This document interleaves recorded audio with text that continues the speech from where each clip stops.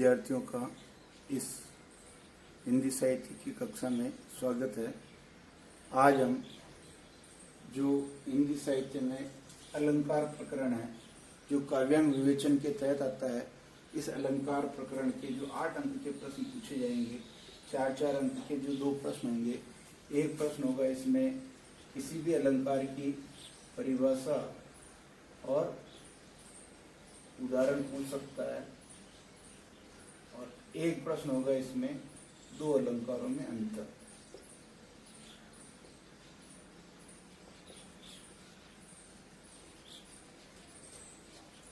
इस प्रकार जो ये 8 अंक के हैं, 4-4 प्रश्न के 4-4 अंक के 2 प्रश्न पूछे जाएंगे। कक्षा 12 के अगर पाठ्यक्रम में देखें तो कौन कौन से अलंकार है? व्यतिरेक है, प्रतीप है, विशेषोक्ति है, विभावना है, अन्योक्ति है, समासोक्ति है, दृष्टांत है और मानवीकरण है। ये 8 अलंकार हैं और इन 8 अलंकारों में से ही 2 प्रश्न पूछे जाएंगे जो 4-4 अंक के होंगे। इन दोनों अलंकारों में से अंतर पूछा जा सकता है, इन दोनों अलंकारों में से अंतर पूछा जा सकता है, और इन दोनों अलंकारों में से अंतर पूछा जा सकता है, और इन 8 अलंकार में से किसी भी अलंकार की परिभाषा और उसका उदाहरण जो है प्रश्न पत्र में पूछा जा सकता है। व्यतिरेक अलंकार अपना पहला अलंकार है। व्यतिरेक की अगर हम संधि विच्छेद करें तो विधन अतिरेक, और अतिरेक का अगर हम शाब्दिक अर्थ देखें तो आधिक्य या कह दो अधिकता, यानी आधिक्य और अधिकता अतिरेक शब्द का जो है अर्थ हुआ। व्यतिरेक अलंकार क्या है? व्यतिरेक अलंकार में देखिए उपमेय व उपमान। अब यहाँ उपमेय और उपमान समझ लेना है कि उपमेय क्या है। उपमेय प्रस्तुत वस्तु है और उपमान क्या है? उपमान अप्रस्तुत वस्तु। उपमेय क्या है? प्रस्तुत वस्तु, और उपमान क्या है? अप्रस्तुत वस्तु। हमेशा प्रस्तुत वस्तु की तुलना किससे की जाती है? अप्रस्तुत वस्तु से की जाती है। कौन से अलंकार में? उपमा अलंकार। तो हम कह सकते हैं कि उपमान या जो प्रस्तुत वस्तु है ये श्रेष्ठ होती है, और उपमेय या अप्रस्तुत वस्तु है ये कम श्रेष्ठ होती है।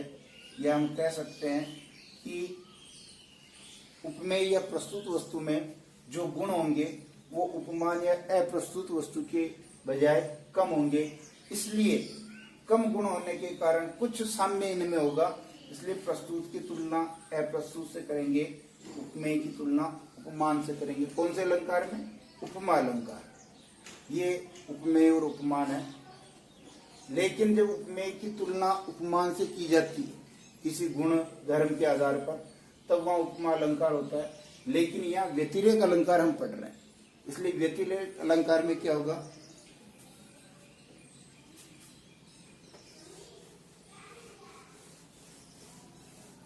व्यतिरेक अलंकार यानी कुछ अधिकता होगी, आधिक्य होगा। किसमें?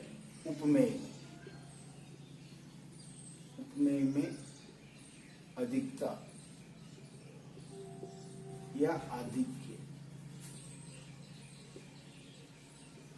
किसका आधिक्य या अधिकता होगी? किसी गुण की। और ये उपमेय में अधिकता आधिक्य होगी, ये किसके मुकाबले होगी? उपमान के मुकाबले।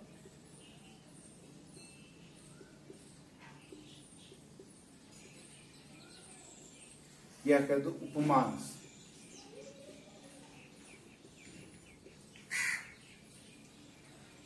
जो उपमा अलंकार है उसमें तो सामान्य उपमेय को उपमान के समान जो है तुलना की जा रही थी। यहां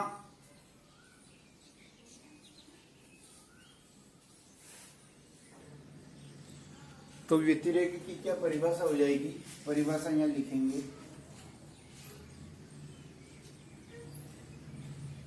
जब काव्य में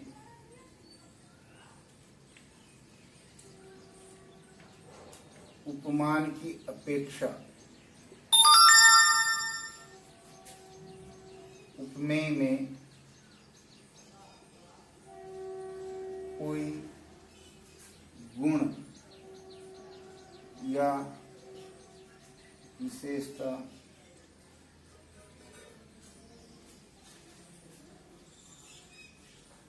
अधिक बताई जाती है तो वहां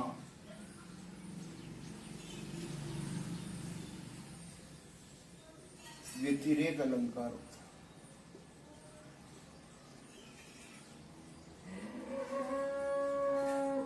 कौन सा अलंकार होता है?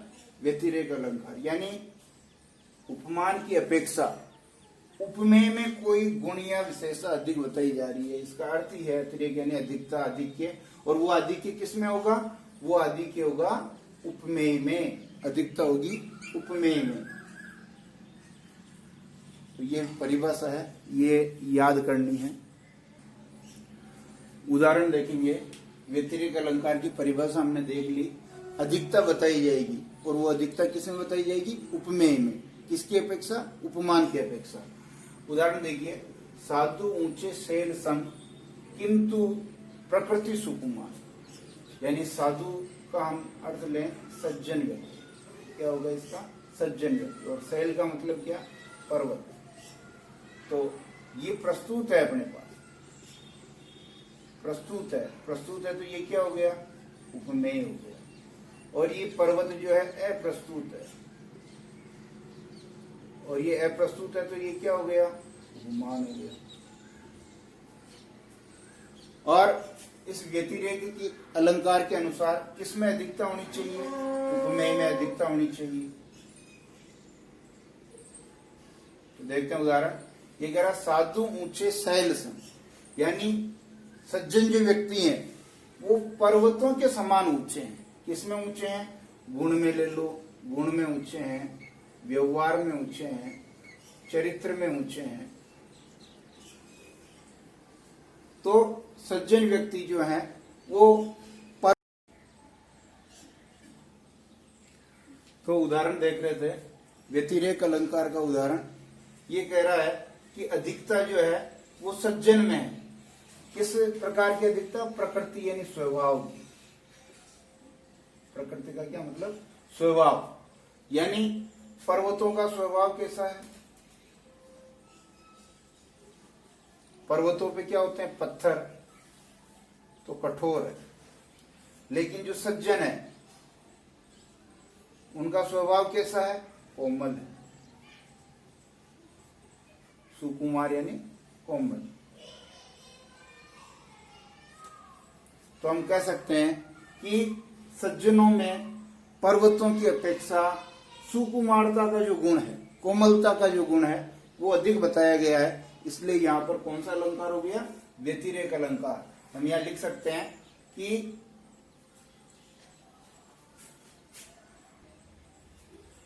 प्रस्तुत उदाहरण में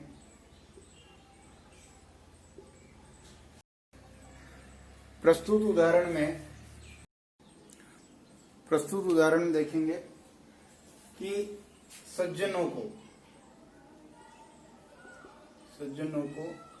पर्वतों के समान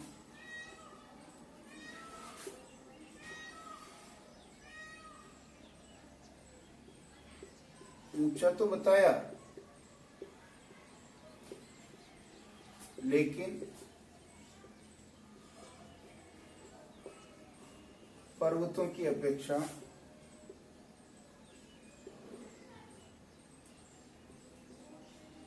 सज्जनों में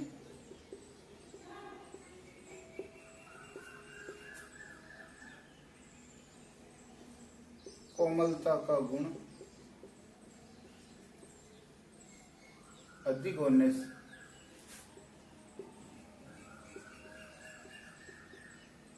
यहाँ व्यतिरेक अलंकार।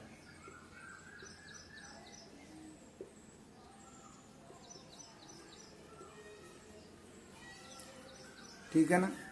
ये व्यतिरेक अलंकार यानी जो अपना सज्जन थे ये क्या थे, उपमेय थे, और पर्वत उपमान।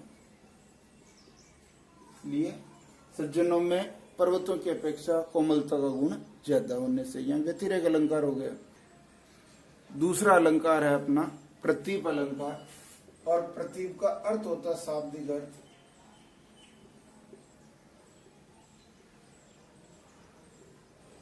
उल्टा। शाब्दिक अर्थ क्या होता, उल्टा या विपरीत।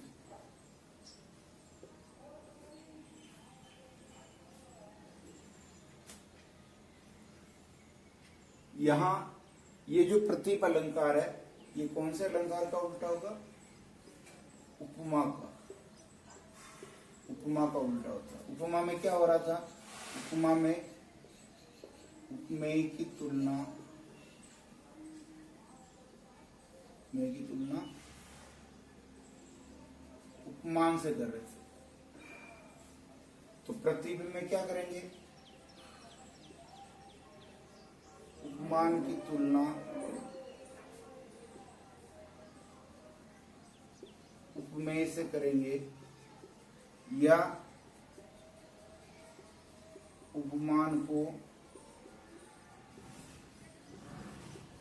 उपमेय से हीन या कमतर बताएंगे। समझ लें इसको वापस। प्रतीप का अर्थ है उल्टा या विपरीत। ये किसका विपरीत होता है, उपमा अलंकार का विपरीत होता है। उपमा अलंकार में क्या होता है, उपमेय की तुलना उपमान से होती है। तो प्रतीप में क्या होगा, इसका उल्टा होगा, उपमान की तुलना उपमेय से होगी, या उपमान को उपमेय से हीन या कमतर बताया जाएगा, इसमें कुछ गुण कम बताए जाएंगे। इस प्रकार जो होगा ये अलंकार प्रतीप होगा। तो परिभाषा लिखेंगे, काव्य में जब उपमेय को उपमान के समान नहीं बताकर उल्टा उपमान को ही उपमेय के समान बताया जाता है। यानी अगर ऐसा समान बताता तो उपमा अलंकार हो जाता, पर समान नहीं बताया और उसका उल्टा कर दिया, इसलिए कौन सा अलंकार हो गया, प्रतीप अलंकार हो गया। या यूं भी कह सकते हैं कि उपमान को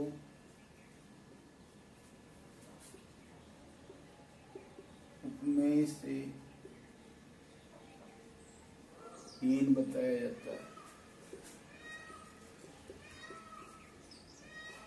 उदाहरण देखिए,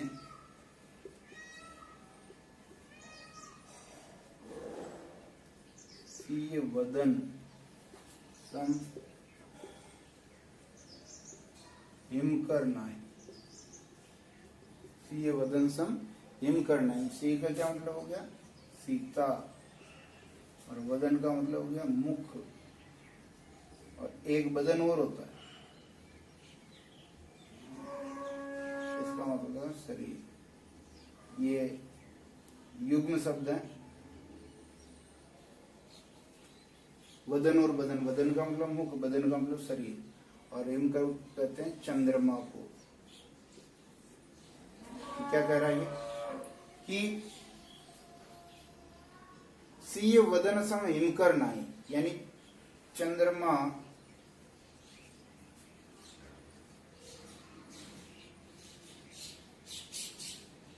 सीता के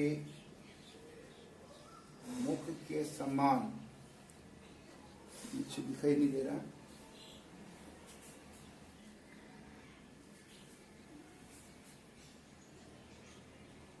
चंद्रमा सीता के मुख के समान सुंदर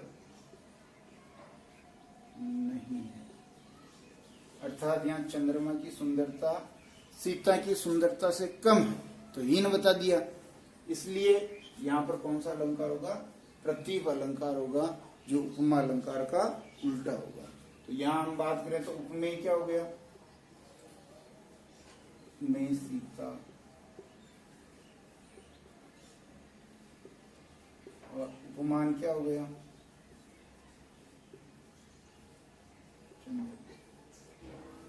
तो होना तो ये चाहिए कि श्रेष्ठ चंद्रमा है, चंद्रमा की सुंदरता श्रेष्ठ है, लेकिन चंद्रमा की सुंदरता श्रेष्ठ नहीं बता करके सीता के मुख को जो है चंद्रमा से भी ज्यादा सुंदर बताया है। इसलिए यहाँ पर जो प्रतीक अलंकार हो गया, ये दो अलंकार हमने पढ़े। अगली क्लास में आगे के अलंकार हम पढ़ेंगे।